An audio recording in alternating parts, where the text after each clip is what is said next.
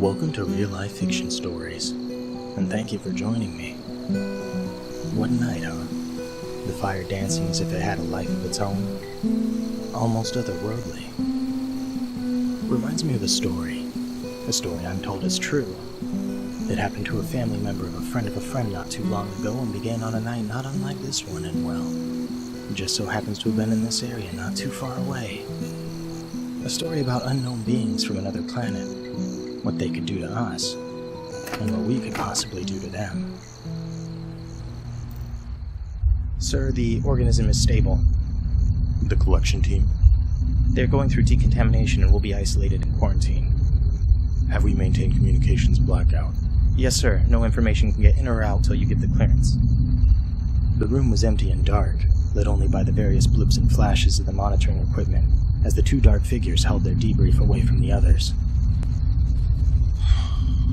This is big. He paused, staring at the wall. Intelligent life. Here. Right here where once was believed to have been only empty space. Take me to it. As the two entered the room, scientists in hazmat gear bustled to and fro, looking at samples, studying readings, and adjusting machines. A large figure lay on the table in front of them, the chest rising and falling with each breath, but no other movement stirred the sheet which covered it.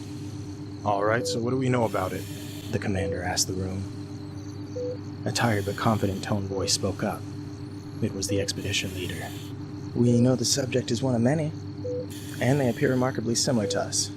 They have a heart and lungs and stomach all in their center mass, same as we do, but they also have other organs we're still studying as well. Their mental abilities also appear slightly different, with their developmental focus seeming to be on spatial awareness. Born hunters? Highly adapted to hunting behavior, yes. Are they dangerous? In securing this creature, one from our scout patrol was attacked and killed by one. We had just gotten to the area, and knowing that time was short, we began to take readings and look for signs of intelligent life. We found odd-looking tracks in the ground, and I ordered two of them to follow them over a nearby ridge. What none of us knew was that they were being watched. As soon as the two were out of sight of the rest of the team, the creatures knew. They don't have weapons like we know them, but what they do have is effective. At least at close range. Took the head off of one of the scouts. The other managed to scramble away, but not unscathed. The terrain down there is not like back home. It looks solid, but any weight and it gives. We had not anticipated the depth of the crystallized dihydrogen oxide to be so problematic. Every step is a struggle, and you sink into it with every stride. And that's what happened to the scout. They tried to get over to the other side with the rest of the team, but they stumbled and sank into the ground, and was nearly covered by that white powder. Those creatures down there moved through it like it was nothing to them. One of them managed to grab our scout by the leg and pull it out of its socket before being shot at by our team. It wasn't a kill shot, though, and no hit could be confirmed. If it did connect, it only seemed to startle it. The creature, whom we believe may be the leader, gave some sort of call or alert, and others rushed out of the vegetation, launching hardened mineral projectiles and waving both sharpened and club-like armaments. We were forced to open fire. We did manage to only kill a few, but with their numbers and ability to adapt, hide, and ambush, we had no choice but to retreat. At one point, Commander, one of them managed to sneak behind us and nearly slice a hole in my suit before I could smash in its head with the bullet end of my weapon. He smirked at the commander, emitting a sense of confidence and pride, but was only regarded stoically. The expedition leader's smirk melted into an expressionless droop. Anyway, sir, this specimen is the same one that nearly got me. The commander again turned his gaze to the mass on the table. Further long-distance monitoring revealed the creatures gathering their wounded and dead, and carrying the fallen scout team member away.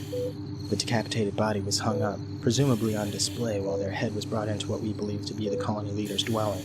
So, yes, we believe they are dangerous. I see, the commander said flatly, his eyes locked on the mass under the sheet. Now that we have an idea of what these things are capable of, we will adjust our strategy accordingly. They're far too dangerous to be collected by a team under similar circumstances. He turned and began to exit the room. Make preparations for immediate extraction. We got what we came for. He paused briefly, turning once more to the creature on the table. And more. He finished before continuing to the bridge. We will need to draft further protocol on how to interact with these creatures. Stealth will be mandatory moving forward, and from now on we will need to collect samples of these beings sparingly, and the use of local temporal perception waves, cloaking, and mind-wiping procedures will be standard. Are you getting this? he suddenly asked, ensuring his underling in tow had been logging every detail. "Yes, Commander," was blurted back at him with dubious assurance. Without breaking his stride, the commander drew in a deep breath and exhaled loudly before continuing.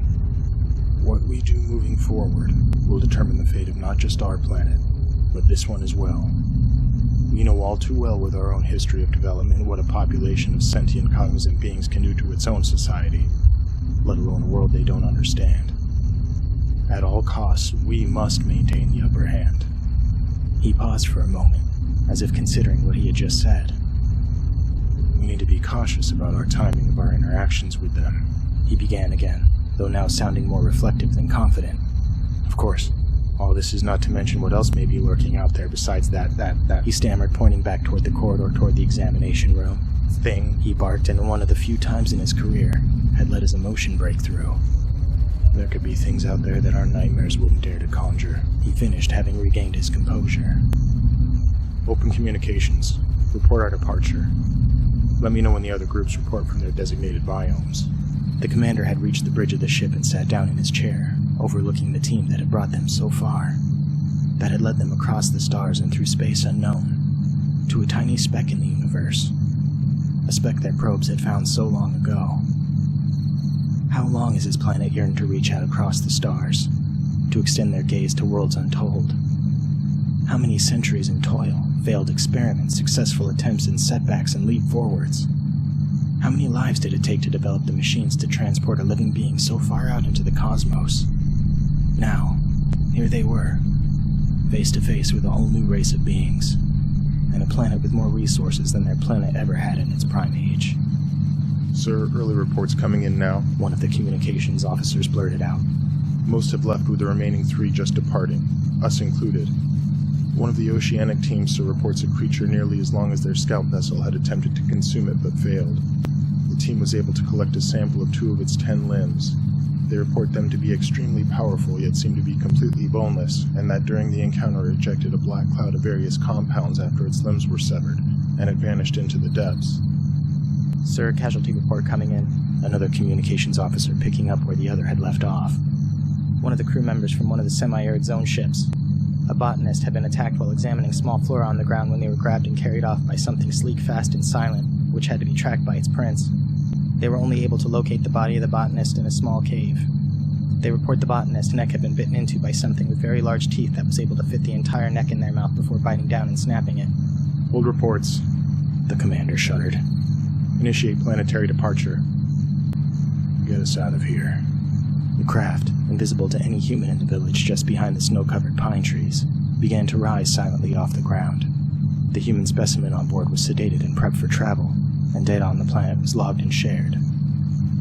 When the extraterrestrial craft had reached the outer limits of Earth's atmosphere, it burst forth at a speed that would have made it look to anyone watching as though it had blinked out of existence.